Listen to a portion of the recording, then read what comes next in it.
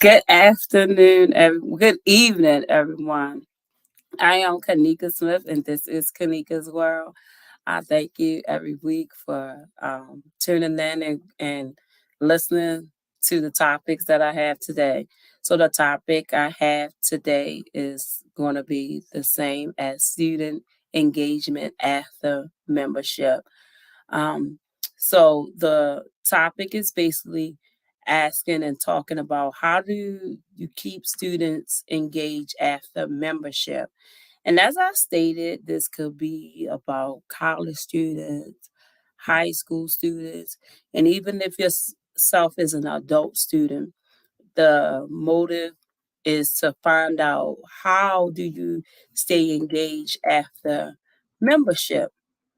So with that being said, I'd like to say I thank last week for Miss Sharon for sharing Nixon of the um, BFW shows, and that is about fashion. And she is the fashion and the founder and CEO of the Fashion Umbrella as well. The week before that, I want to thank my daughter Dear for coming in for coming on with me to talk about the things that she does as a student her age, and that is in middle school. So that with having though them each of them on this show and talking about student engagement, it really brings up a lot of different thoughts of planning, signing up, making an effort to ask, using your parents to be able to help and grow you in your path. So where you are.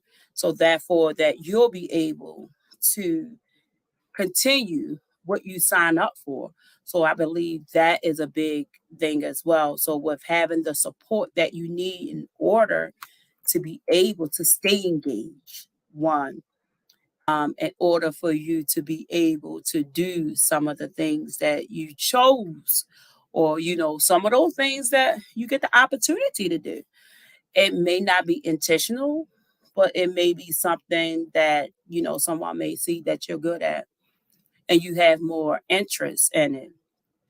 Being engaged, um it's not easy because you have to plan, you have time, and you're thinking about how much focus do you want to be on the thing that you want to do, and then you got to figure out how much time do you want to put into it. So it's an investment for you for whatever membership that you take on, or whatever organization you work for. So I want to go right into intentional planning and paying special attention to those planning after um, you decide what it is that you want to be a part of. I just think about how the CIAA was here in Baltimore and it's going to be here for another 3 years, and how important that event was um, coming into Baltimore. But it took a lot of organizing, collaboration, and understanding what it is Baltimore needed for those events to occur here. And just think about the sports part about it, and those students and parents who are engaged into those sports. That's a lot of dedication, right? And that takes a lot of commitment, deciding, planning where you're going to stay. Are you going to stay there? And be engaged into whatever you're choosing to do, and how committed are you going to be once you sign up for it. And to take a lot of time. So doing that event and thinking about the how each event had a team, and setting up. And people of each team was a member, and each team had an assistant. So all those things were involved. All those things was involved for any of those platforms to be able to run and operate. You needed someone, or you needed a group, or you needed a team just to play it out, just to get it done in order for it to operate and functional properly. I just think about a seminar I attended with Elevating Facts and the Maryland Associated of Facts and Consumer Science, and explaining what facts, family and consumer science is. It changed its name from home economics, if you remember what home economics was. I remember I took a home economics class in the seventh grade, and we were learning how to cook bacon in the microwave, and we were learning how to sew. Um, and I think we was knitting, but I remember that was the first time I learned how to sew a pillowcase. Family consumer science have changed a whole lot in that industry. It's teaching methods, and with that teaching methods, you're using those methods in order to um, learn how the school system is working in that organization of the educational sector of it, but also what comes out of facts. How do one stay engaged when becoming a member or taking on this part of a duty or job or career, to be able to stay engaged and keep it going, right? So, what else is it besides the teaching part of facts? How do you get the policies staying afloat for education to matter, not just for students but for teachers in the family sector? Like, what teaching materials are out there? What else is it? Think about your everyday use and your life skills that you're doing. Facts is all that. Family consumer science is all that. Textiles is really big because it's in everything. It's depending on how you use what it is that you know in order to make it work.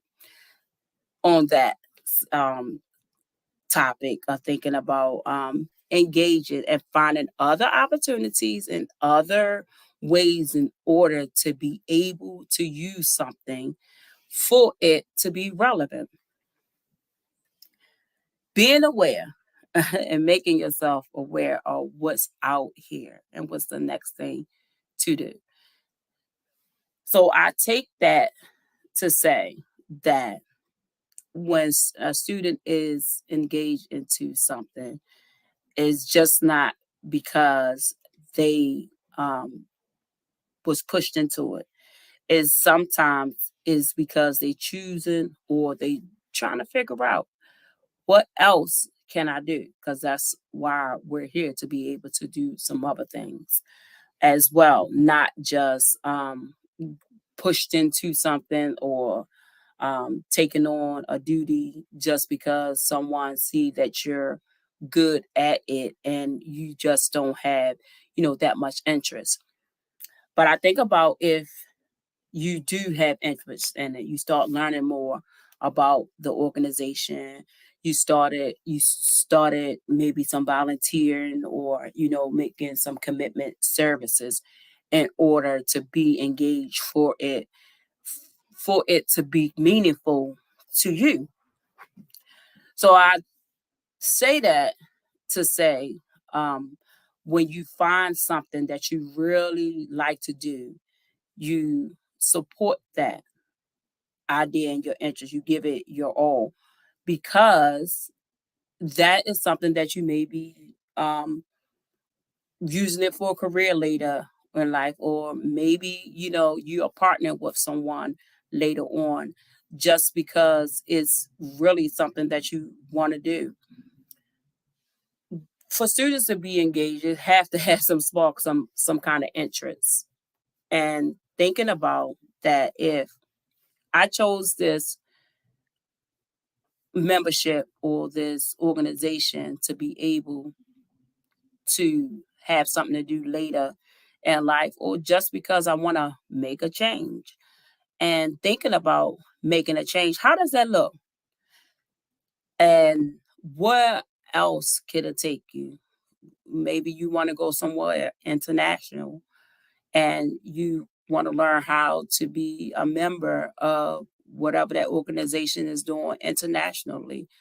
But if you already learned the skill, the topic, the team ethic, what that mission is, the purposes, you can easily be able to transfer your skills over and use it to your best of your advantage or your ability if you choose to go international.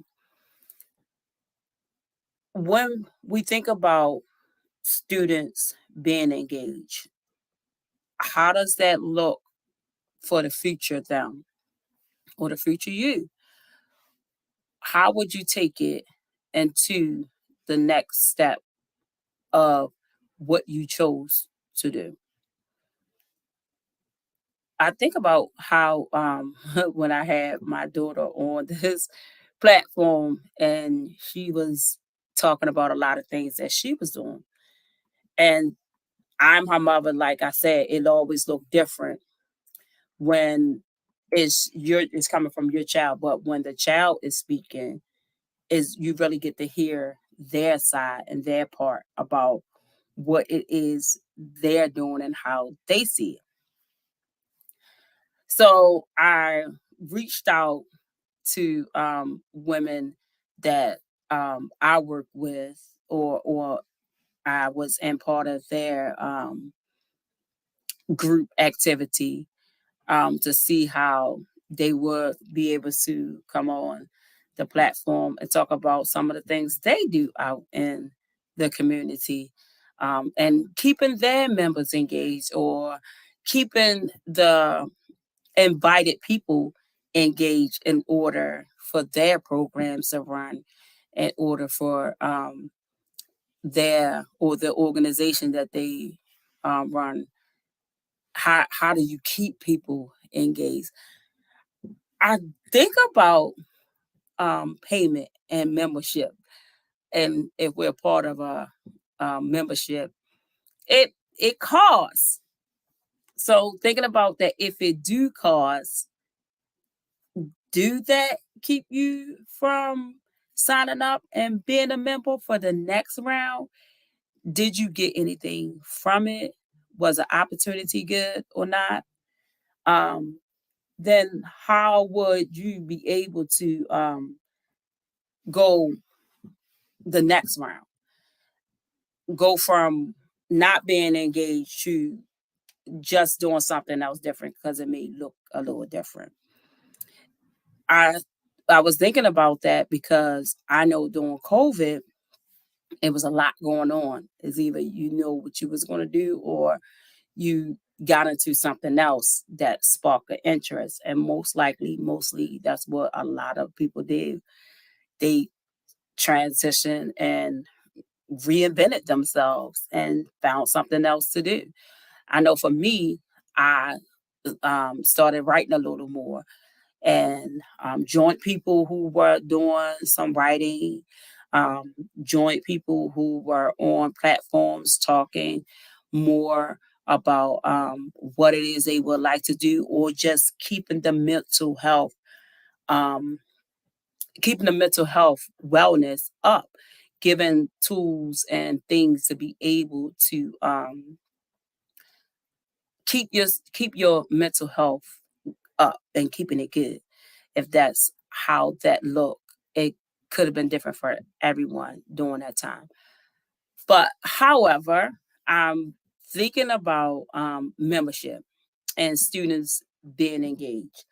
Um, Different agency things a little different than how we may view it or see it, or may think about if we haven't given them enough strategic strategies in order to stay involved to make a difference. This week, last weekend, I attended the seminar, as I said, the Family Consumer Science, and us students wasn't just from Baltimore. A student came from Eastern Shore to have to make a decision of what college she wanted to go to, and fashion was one of her main choices. She had her board, and she was talking about different things about fashion. And she was surprised to learn that Morgan State University had a fashion department. And she was so excited in her eyes because you could see that that sparked her interest. So her learning about Morgan and her learning about the fashion industry, that then she's going to be on the campus because she's making up her choice of where she want to go.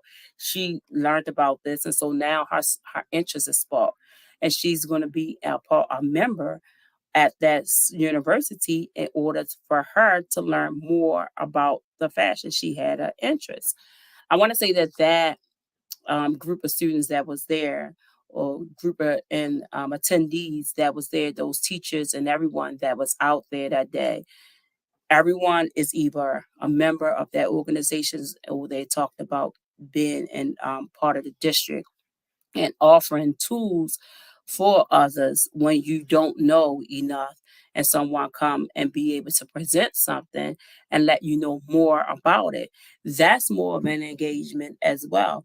In order for us to be able to know more, to keep us engaged, we have to understand some of the tools that are out there for us to be able to use, or some of those people that are out there using those tools to be create something to make it just that much better for them to offer up what it is they have to offer, for what it is they have to give in order for the interest to grow or to keep you engaged.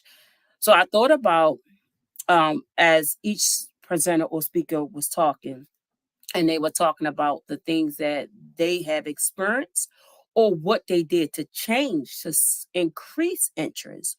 And one of the collaborations is Morgan State University Family and Facts and Consumer Science department, the history department, and coming together to collaborate, in the English department, collaborating to keep the student engaged. I believe that is really creative because when you bring those three together, you get a little bit of everything, and they can incorporate those into whatever life skills that they have to grow where they're going, because they create um, different strategies so that the students can have other opportunities to learn from one another, and to be able to hear in the same elements to see and how others are using their learning tools in order to keep them engaged and offering up their culture. And think about that too. And think about the culture, how that works. And when we don't know enough of another person's culture, that we may be disengaged, or we may have not have that much interest. But when we learn something else about that person's culture, then we can think about how they do what they do to keep them engaged in order for them to keep their culture growing and going. If we take a chance to understand that we learn just a little more about the engagement of a student, then we can be able to understand the risks that we might take. That if we take this risk to take this chance to learn more, is it just a waste of time? or if it's a learning mechanism that we can just use that, and it may spark an interest, because sometimes that's how it is. You just interest might spark, and if that interest is sparked by what it is that you're looking for or you're looking to gain, then you can do a little more. Um, Leadership as well. Your leadership skills can be incorporated when you are a student and you're trying to figure out and you just become a member. You want more of what it is that you're learning. So therefore that if you learned that skill and now you become a member of wherever it is that you're doing, then how you want to keep your engagement up. You want to be that leader of what it is that you're doing. So I just like to stay on that topic just a little bit, just because it is a curiosity of how do students stay engaged after membership. I was saying that um, just because when you apply, when a student do apply to something, is a gain. You're hoping to be able to gain something from it because you are taking a risk. So I just wanted to just think about some of the topics and tips I was thinking about when I was listening to um, my guest last week, and some of the changes that she took in order to make a difference. And one of the things that she mentioned that struck me was letting go of something in order to be able to see it another way. And having such a big hold on something and see it go another way, it can be beneficial or it can be heart wrenching, because sometimes you gotta see if you are able to let someone else do what it is that you believe was working for you the whole entire time. So thinking about her saying that, I'm thinking about BET and Tyler Perry being able to take over that platform. And then now Byron Allen is in the running. I remember watching BET and um, watching, well, back then when they had like, the summit, the rap summit, or they had 106 in Park and had Free and AJ on there. And that brought a different group on the platform and radio. For me, I was just happy to see black people on the radio. I mean, the news show, T television, just because you can see the culture of the people and people looking different. But the change of it, just like, oh, I don't have to go over here and watch this station. I can come over here and watch this station because it's young people on this station. And that is a big change. Think about how we were watching another music station and move from that music station over to 106 in Park.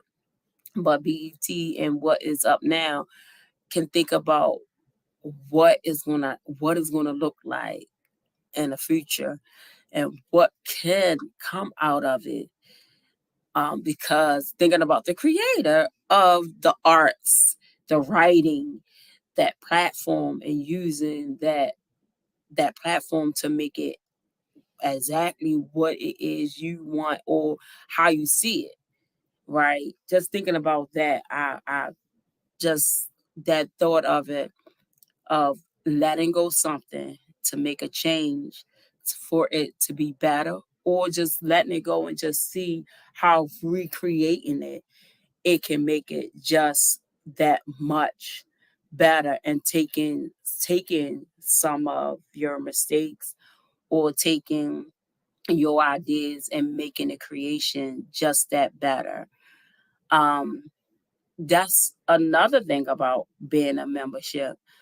Um, One thing that I think both of my guests of last week and the week before that, the commonalities they had is taking your time out to just to get started, just to get started. So I'm thinking that if you don't get started, then how would you know? Because you idling your time. Not saying that the guy said that. I'm just thinking about the getting started part, that how they keep themselves involved, so therefore they can be able to do the things that they had passion for. And then when you have passion for it, you continue to create something because someone is investing in you somewhere, somehow, or you're investing in yourself. And that investment is time. And just thinking about the in student engagement and after membership, it is time. It does take time. But if it was a waste of time, if you felt that it was a waste of time, then what what do you get from it? How do you succeed? And how can you be able to go the next level just because you didn't succeed? And that's why I am with the topics of student engagement and membership. I had some um, notes that I was writing down about something I wanted to express this week. And maybe I misplaced it and didn't bring it over here, but I found one of them.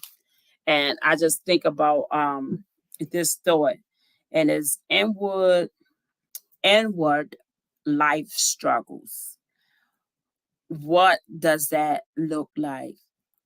And resilience, hope, a name, and feelings.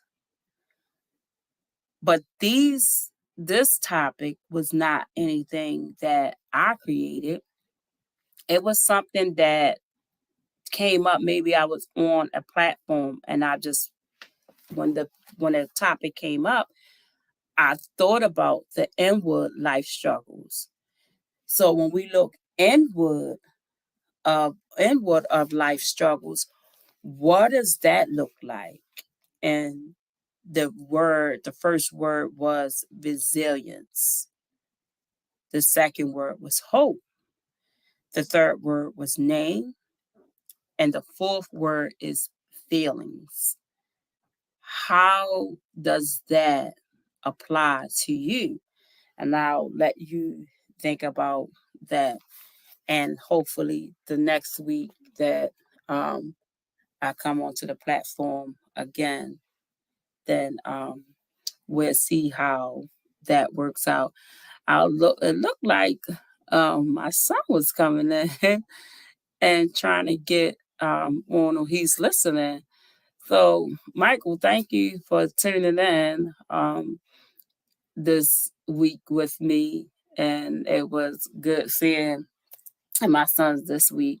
We went out and skating, and um, and I talk about being member student engagement after membership, and some of the things that I'm doing to strengthen myself and keep myself afloat.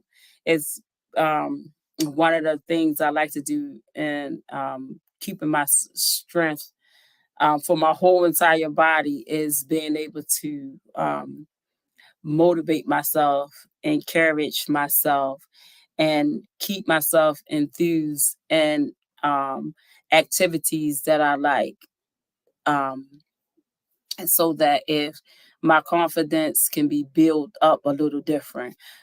And I mentioned the word confidence is two reasons. One of them is when I mentioned it last week with my guest Sharon Nixon, I said something about confidence, and she's just like, she disagreed with that word confidence, because in the model industry, it can make you look a little different. And and sh- that made me ponder on my thought, but I didn't change why I went into the modeling, because of what someone else seen, that they thought that being out there on a stage could give me a better part of a confidence. And I thought about, after Sharon left, I thought about that word confidence. It does look different because I had to use it today, um, as I am a mentor. I had to use that word today. And I had to use that word today because it made me thought about the younger me. The younger me didn't know the word confidence. The younger me did not know the word confidence. The younger me just did it because I was empowered by what it is that my mother said to me. Now, if my mother said it to me, then she fed life into me. And when she was feeding life into me, it had nothing to do with what that word confidence had to do with it. It didn't have anything to do with it. It was because she was speaking life. She was speaking life into me. And when she was speaking life into me, I know when I was going to use what she was giving me. And when she gave me the tools that I needed for life, I used it as I needed it. I never thought that how it will apply to me. And if I didn't think about it, that when that word confidence came up, then I wouldn't had a chance to really reevaluate the word and look at it different. It can be viewed on different angles. So it may not be that, because if I think about the word confidence, and I said I was going to have it today in order to be able to use the word, because I always tell my daughter that we have to know where the word origin from and where the word derived from. So if we use it in a way for it to apply, it looks different. But I just went to the Merriam-Webster dictionary for the word um, confidence, and the word confidence origin from what it says is Latin, but it's confidence is trusting in oneself, assured, a presumptuous from present principle of confida, to put trust in. But it also has a biblical word from the verses, it says, but it's in what Christians want to know. And I don't know what this verse of the Bible says, as it is in it, but it goes through Psalms and Proverbs and Galatians as well. But I just wanted to look up that word, because I just thought about it on another level of what it is, what does it mean, and what it derived from and how it's used. Just because it did spark a little difference in using that word. Um, and sometimes each student engagement, as I stated, does involve a whole lot, and those things may look different because you want to make sure that you play a big role or significant part of what it is that you're doing. I really appreciate my guest last week for coming on. And next week, hopefully, I'll have some interviews as well to for if they can make it, and if we do what we need to do to be able to get this platform going. and me staying committed and being able to start the show with students and get my topic student engagement after membership because it looks a lot different. I want to go back to that word confidence because I thought I thought about it after that word was brought up because it can look a little different um, when you center around a different group or different audience. And if you want to play the part or if you want to fake it until you get to that point of being comfortable or taking learning your own path or walking into what it is you know. And don't forget about what I mentioned about this line about inward life struggles and how that look for you. And my four words I had resilient, hope, name, and feelings. And during the pandemic for our wellness, that these different platforms that I was on.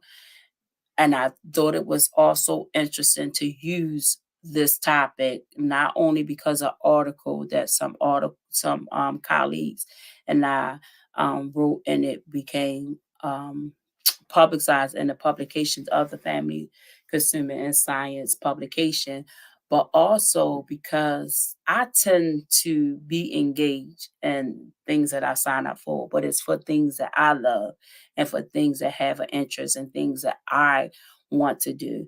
But in order to be engaged in something, um, you gotta want to do it or feel like somebody can make a change. I don't know how often, if you listen to Elijah Cummings' speech one day, I suggest you listen to Elijah Cummings' speech and listen to what he says about what when he became a politician or he sat in a seat that he was sitting in that position and that it him sitting in that seat he didn't feel like he was making a change, he didn't feel like he was doing anything, so he wanted to understand why they felt like it was important for him to be in that seat. And he said that he can remember people telling him that wait, Elijah, wait, Elijah, it's going to come to you. Wait, you just got to wait. And one day he said it came to him and he thought about how he struggled in school, in the educational sector system of the school, and that how he was in um, uh, a lower level class. I don't know if the class at that time was for deficiency of educational learning or what the school was labeled, maybe development or whatever it was. I believe he said special education. So in the special education, he said when that topic came up, oh, it enthused him because he had a relatable story with that topic. And I just wanted to bring that up. So to just think about the use of you being in a membership until it's time for you to be used, or you can use your skills and collaborate right then and there. And something else that I did, and I'm not a member of any ballet class. I'm taking ballet classes just because I want to strengthen myself. And it was a rather inquiring class, and it was very um hard, but it was easy to be in the place because I was comfortable. And it's about the teacher making it comfortable and the people around me making it comfortable. Last week, my guest was Sharon Nixon, and March the 1st was the first day of Women History Month. So I started the month off with having Sharon Nixon on this platform. Why else not? I believe she's a beauty. She's a light. She is awesome at what she does. And I'm not saying it just because I'm just saying it, just be saying it. I'm saying it because I had the experience of working with Sharon Nixon in the in her platform when pandemic was down, but she was also a person that I was delighted to see at one of the family and consumer science seminars before the pandemic.